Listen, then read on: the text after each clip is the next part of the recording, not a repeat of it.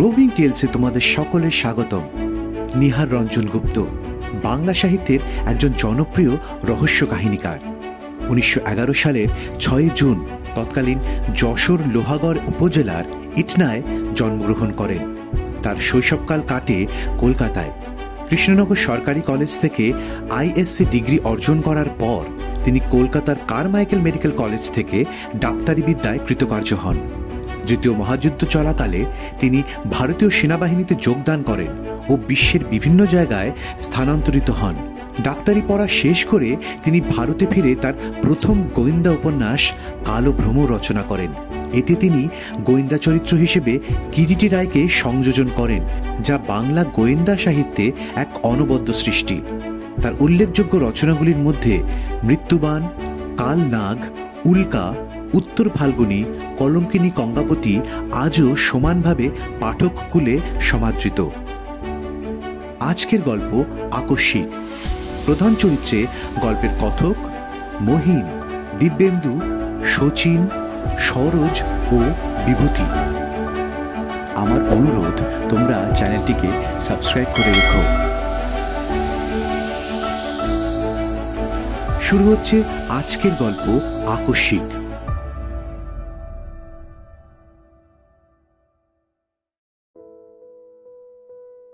কথা হচ্ছিল আমাদের এক বন্ধু বিভূতিকে নিয়েই।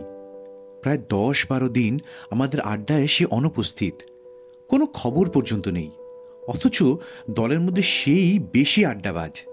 রোজকার মতো আমরা আমাদের ক্লাব ঘরে এসে সেদিনও জমায়েত হয়েছি, এবং কখন যে আকাশ ভেঙে মুষলধারায় বৃষ্টি নেমেছে টেরও পাইনি। খেয়াল হলো রাত 9:30 নাগাদ। এবারে বাড়ি ফেরা দরকার, কিন্তু দরজা খুলতেই যে দৃশ্য চোখে পড়ল তাতে সঙ্গে সঙ্গে আবার দরজাটা তক্ষুনি বন্ধ করে দিতে হলো। ঝমঝম করে তখনও বৃষ্টি ঝরছে, এবং বৃষ্টি ছাটের ঘন কুয়াশায় চারিদিক একাকার। সমস্ত গলিটা জলে ডুবে গিয়েছে। ঘরের চৌখাট পর্যন্ত জলে থই থই করছে। সঙ্গে কারো একটা ছাতা বা ওয়াটারপ্রুফ কিছুই নেই, অথচ বের হওয়ার সঙ্গে সঙ্গে একেবারে স্নান করে যেতে হবে। তাই সকলে আবার জাঁকিয়ে বসলাম। মহিন বললে, বেরোনোই যখন যাবে না তখন ভূতের গল্প শোনা যাক। সরোজ, বল একটা জমাটি ভূতের গল্প।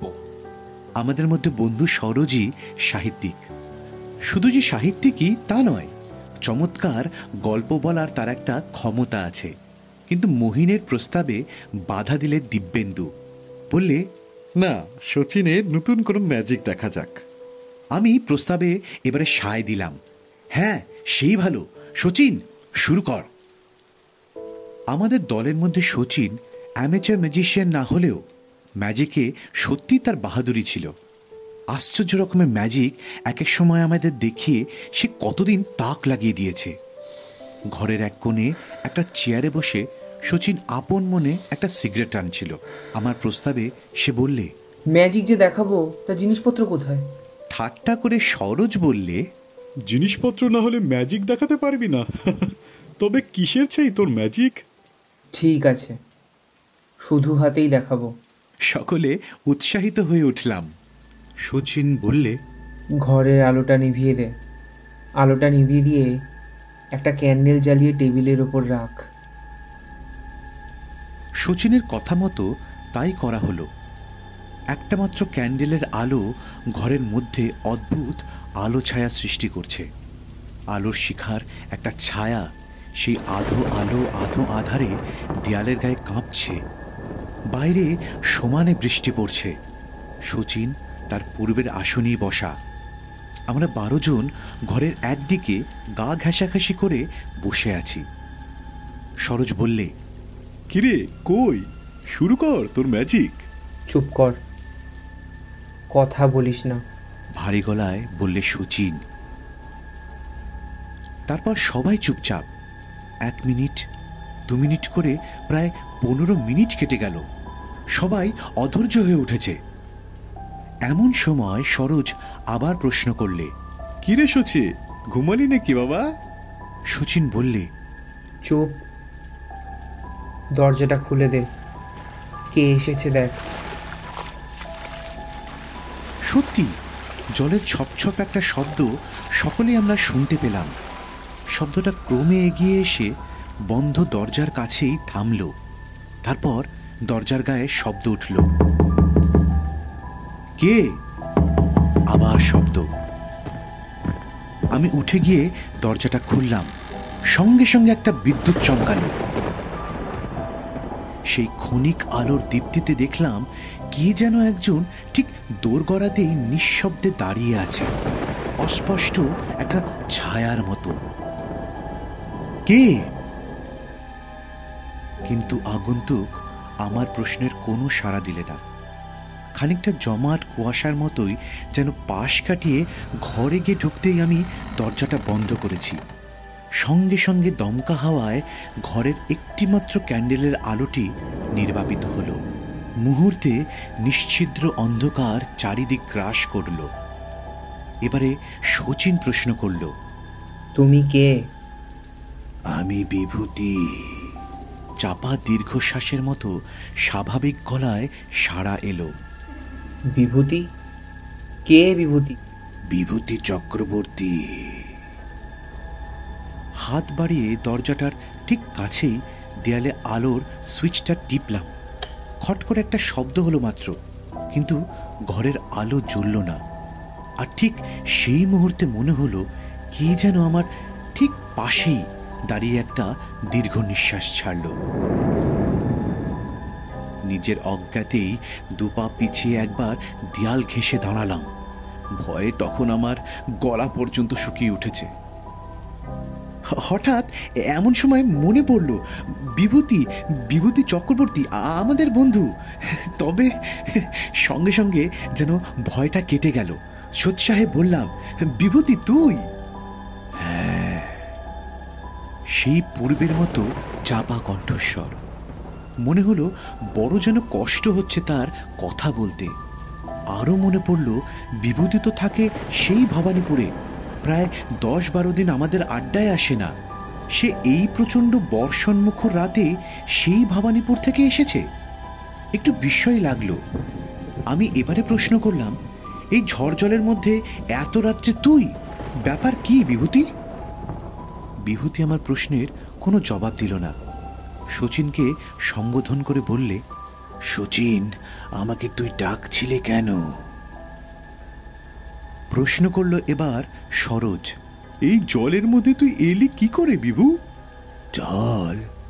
হ্যাঁ, বাইরে তো ভীষণ বৃষ্টি। তা হবে। তা হবে কি রে, চারিদিকে জল থই থই করছে না? আগেই বুঝি বের হয়েছিলি? না তো, শচীন ডাকার সঙ্গে সঙ্গেই তো এলাম। ভিজে গেছিস তো একেবারে?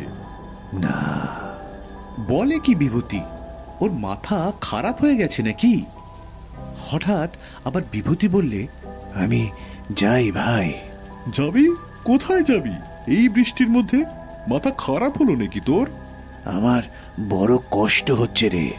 আমি আর ঘরের মধ্যে থাকতে পারছি না। আমি চললাম। বলবার সঙ্গে সঙ্গে দরজাটা যেন খুলে গেল। আর ঠিক সেই মুহূর্তে ঘরের আলোটা দপ করে জ্বলে উঠল। কিন্তু কোথায় বিভূতি? আমরা ঘরের মধ্যে হতভম্বের মতো দাঁড়িয়ে আছি। আমি ছুটে দরজার বাইরে গেলাম। বিভূতি, বিভূতি! বৃষ্টি তখন থেমে গিয়েছে। গলির মধ্যে জল অনেকটা কমে এসছে। যতদূর দৃষ্টি যায় কাউকে দেখতে পেলাম না। কেবল জলের মধ্যে কারোর হেঁটে যাবার ছপ ছপ শব্দ কানে ভেসে এলো।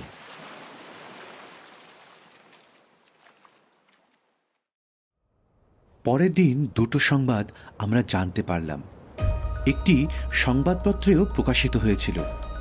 গত রাত্রে প্রচণ্ড 3 ঘণ্টাব্যাপী বৃষ্টির মধ্যে শহরের শ্যামবাজার অঞ্চলের বিদ্যুৎ সরবরাহ মিনিট 20 জন্য বন্ধ হয়েছিল, রাত্রি 9:45 থেকে 10:05 পর্যন্ত।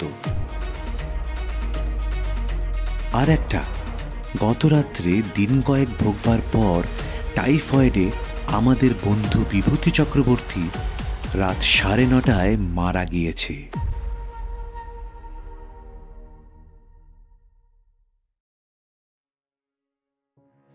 তারপর কতদিন কেটে গিয়েছে, কিন্তু সমস্ত ঘটনাটা আজও স্পষ্ট হয়ে আছে। তবে স্বীকার করতে পারিনি তেমন ব্যাপারটার মধ্যে শচীনের কোনো ম্যাজিকের কেরামতি আছে। যেমনি এও স্বীকার করে নিতে মন চায়নি যে ব্যাপারটার মধ্যে কোনো কিছু ভৌতিক ব্যাপার আছে। তবে যা ঘটেছিল তা বর্ণে বর্ণে সত্যি।